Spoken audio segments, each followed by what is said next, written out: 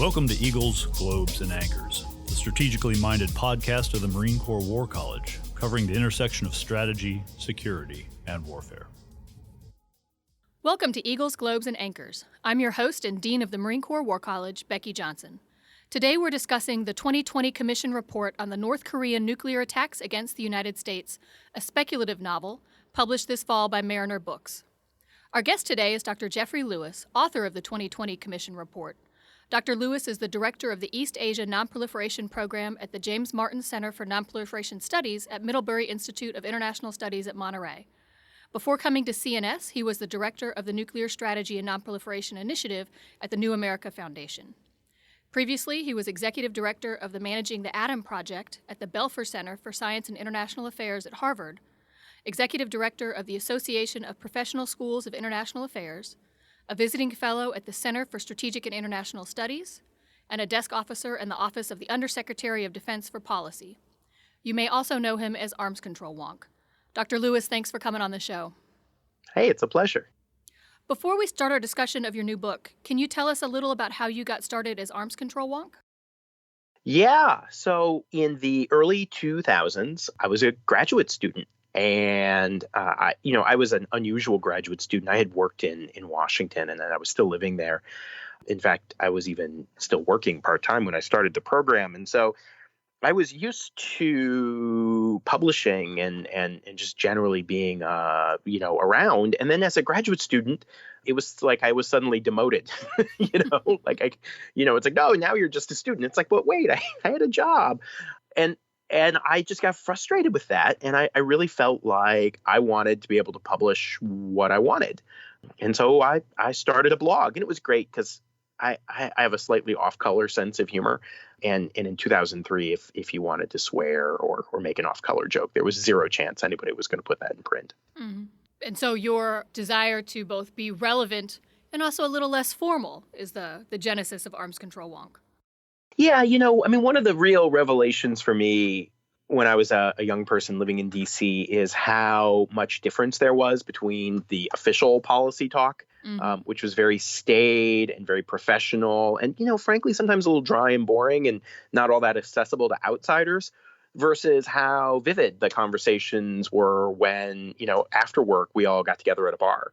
And I liked that style more because I actually think nuclear weapons issues are pretty exciting and pretty interesting. And so having a blog gave me the editorial control to sort of bring that vernacular and just put it out there. I don't know if it was for good or for ill, but I did it. Well, certainly as social media has developed over the past decade or so, you're able to engage a much broader audience, I think, than if you were just issuing regular reports through the traditional think tank channels. Yeah, I think so. I mean, it's been really interesting. I mean, one of the kind of fun aspects of this whole process has been seeing how people's expectations for what policy writing looks like has changed. So, when I started the blog, Michael Crapon, who I adore and who now blogs for the site, he was very worried that I was going to destroy my career, and so now he writes on it.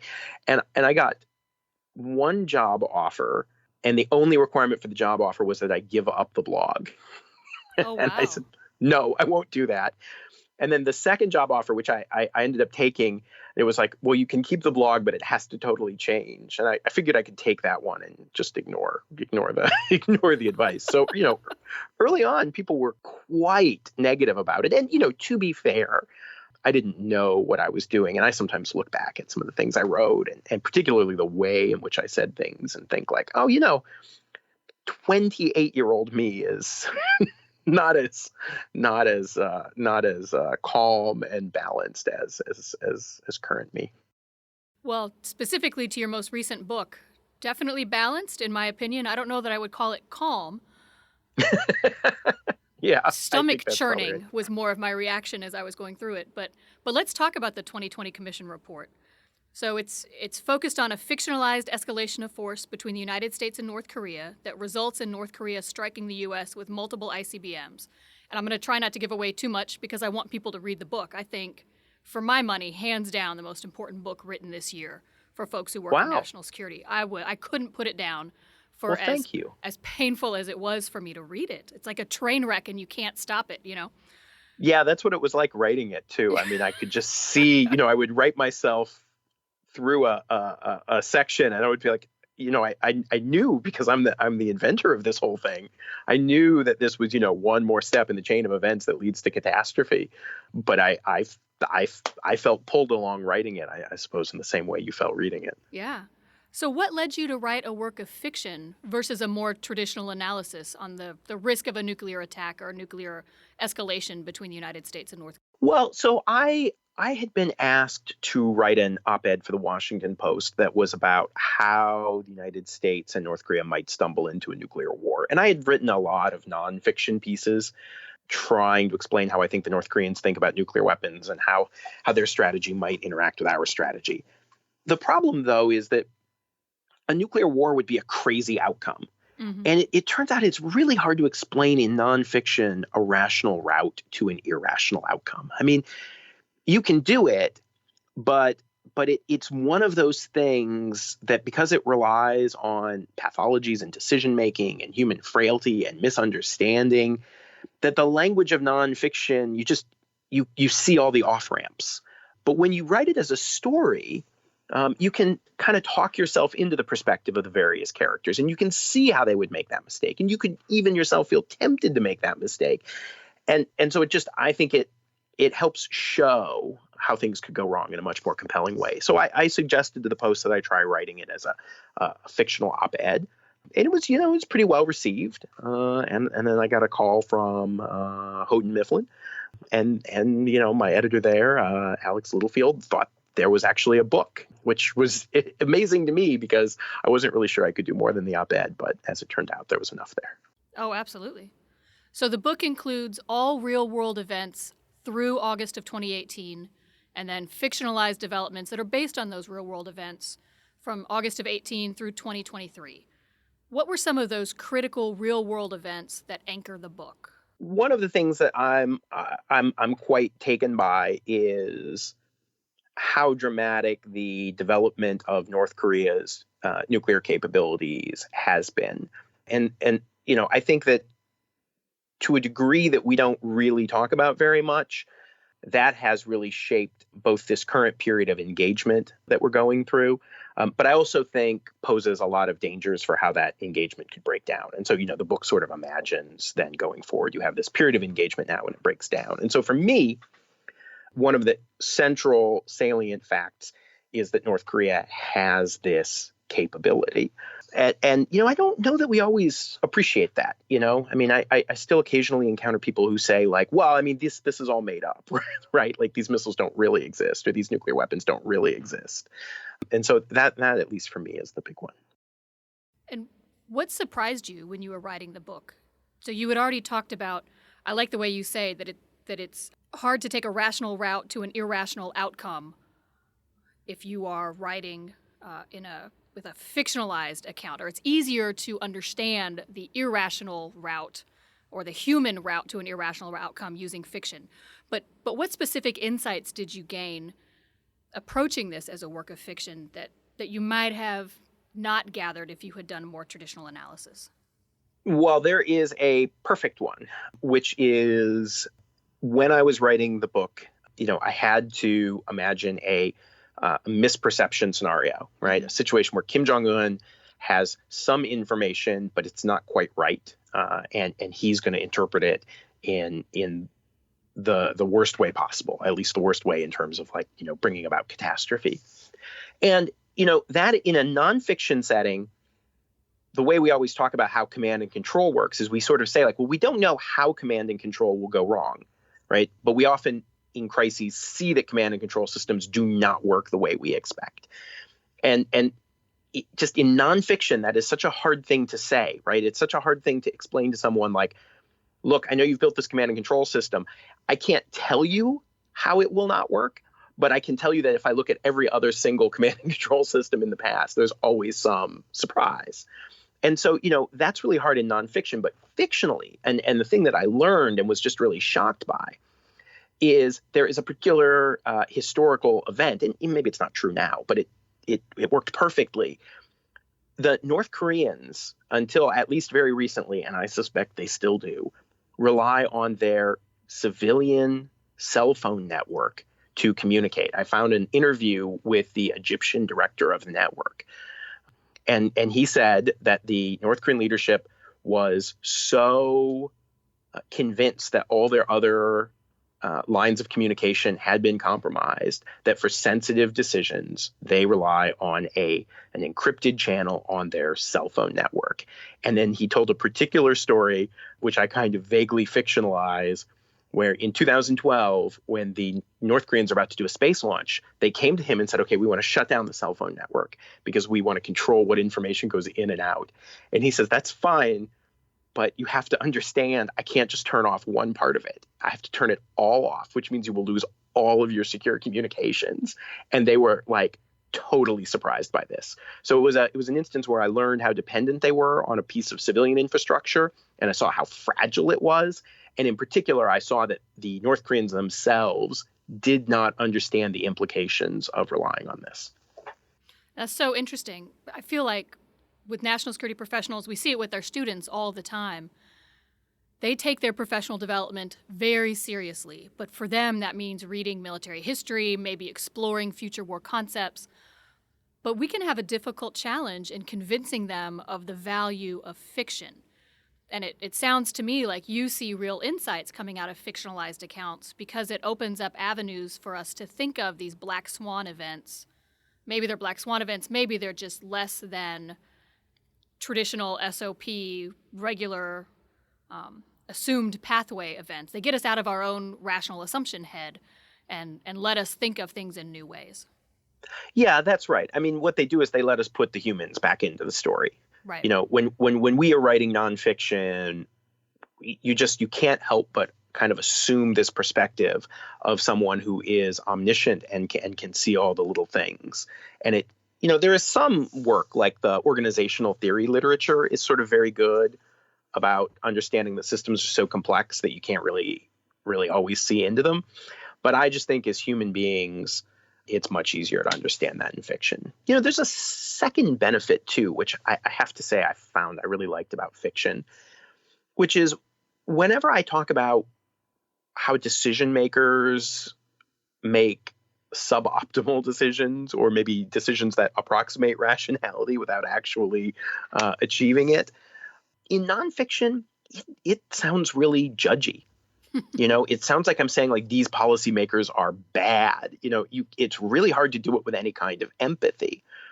And actually, I mean, I don't know that I would describe myself as particularly sympathetic, to any particular policymaker. But I found that as I was telling the story, I had my characters making bad decisions. Mm-hmm. But to me, it did not feel as judgmental as if I were dissecting it in nonfiction.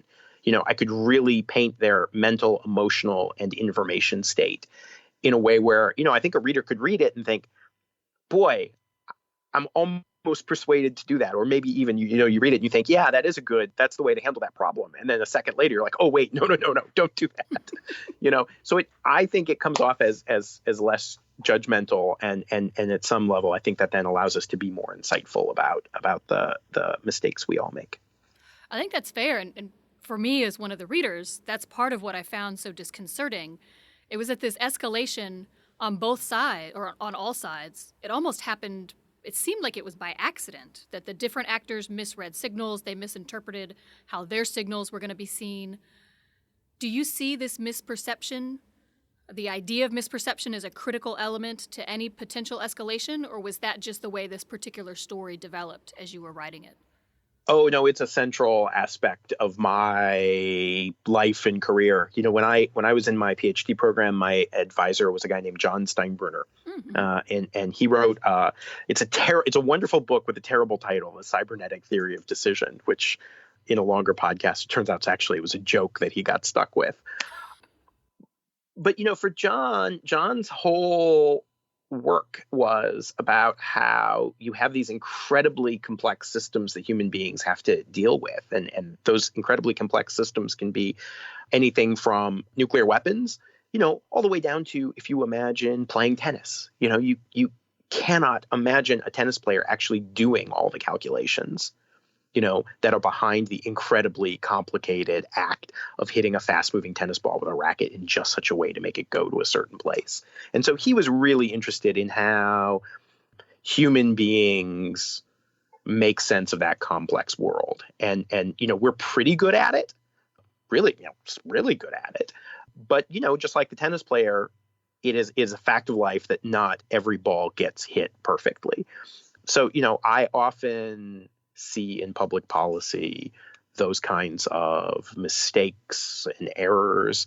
And it's, again, like in nonfiction, it sounds like I'm saying that like the policymakers are bad and we should go get ourselves some better ones. But I think in the book you can see, like, as long as those policymakers are going to be human beings, right, you're going to have those same problems. You're going to have those same mistakes. And so instead we have to think about making systems that are resilient enough to deal with the humans. So one of the parts of the book, probably the part of the book that was most painful for me as a reader, had to deal with the aftermath of the attacks. And so I read your book on my phone on a ride up. The War College class was heading to New York City for a week of meetings with folks. And so I had the New York City skyline in view as I'm reading about the attack on New York City and the aftermath. And you mentioned in the book that you drew a number of those accounts from survivor accounts of historical events. I won't tip the hand on that for the readers to discover on their own, but I will note that we dedicate time in professional military education at different levels to defense support for civil authorities and incidents response.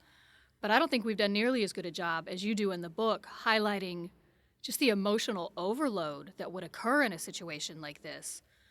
Do you have any recommendations or any thought on how our military and civilian leaders could prepare themselves to face a scenario like the one you present?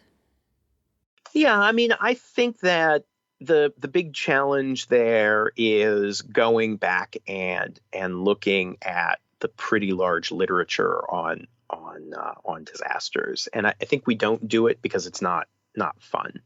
And maybe that sounds a little flip, but I'm a member of the governor of Hiroshima's Roundtable on Disarmament, so I go to Hiroshima every year, and a really interesting and moving aspect of that trip is that, I don't have the option of not engaging with the stories and really the reality of what happened in Hiroshima. And so, for me, it's not, that part of the trip is never, you would never say it's enjoyable, but it is centering. It really helps you think about how catastrophes unfold.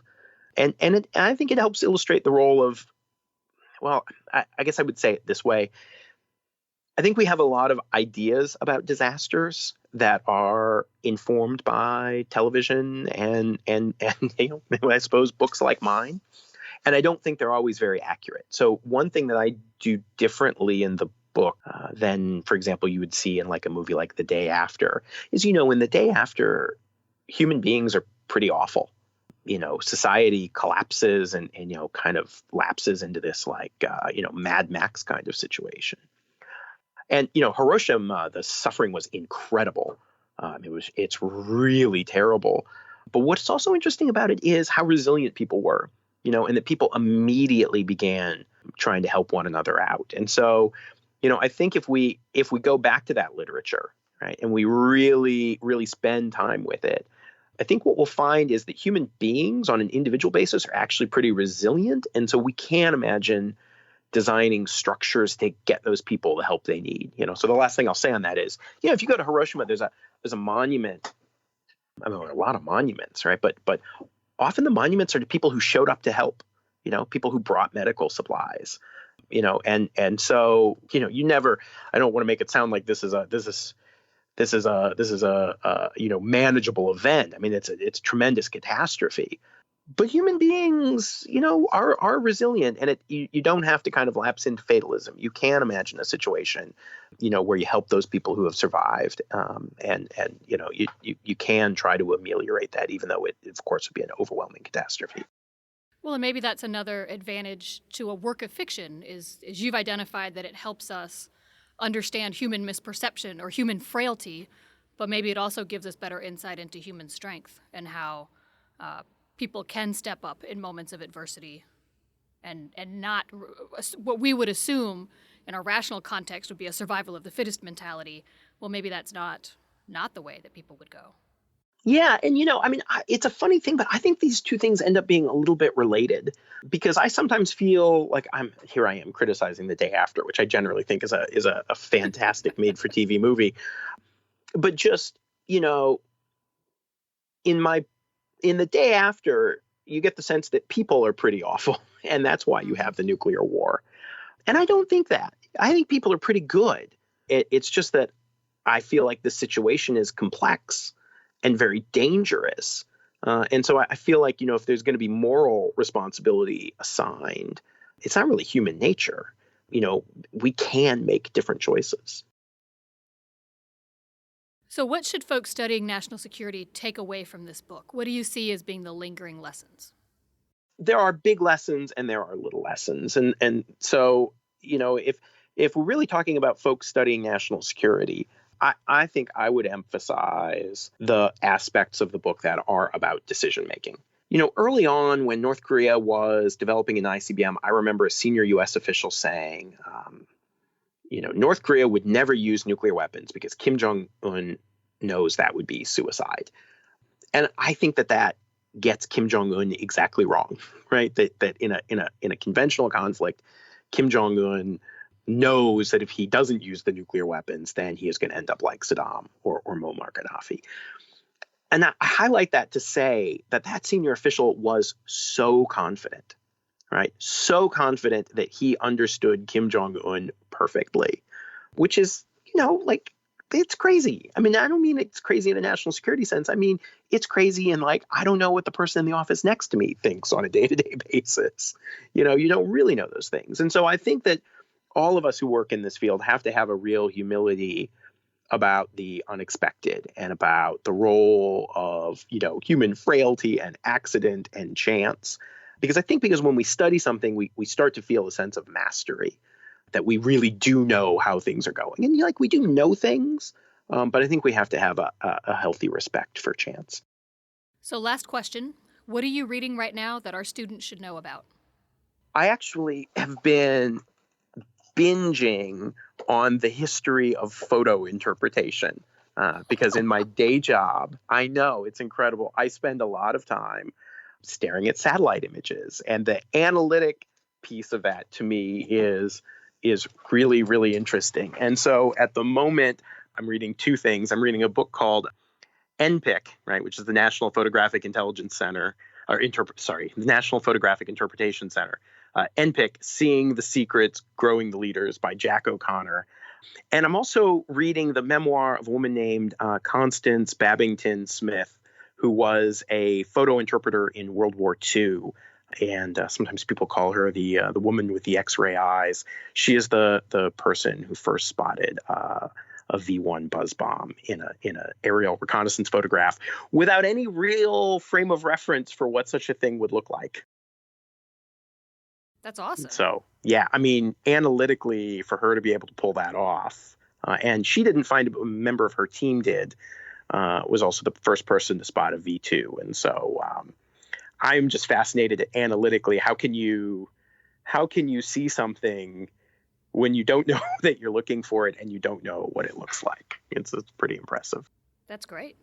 So, Dr. Lewis, thank you so much for being on the show. The 2020 Commission Report is available in paperback, audio, and Kindle, so listeners, there's no excuse to miss this riveting and important book.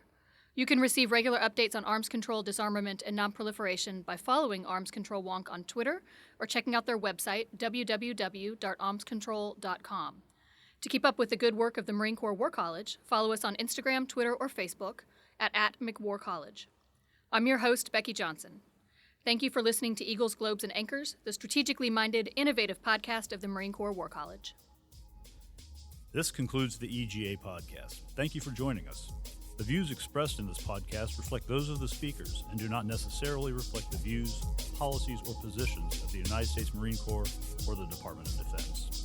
You can follow the Marine Corps War College on Twitter, Instagram, and Facebook at McWarCollege. And as always, our podcast music is Stuck in Traffic by Ribeiro. Have a great day.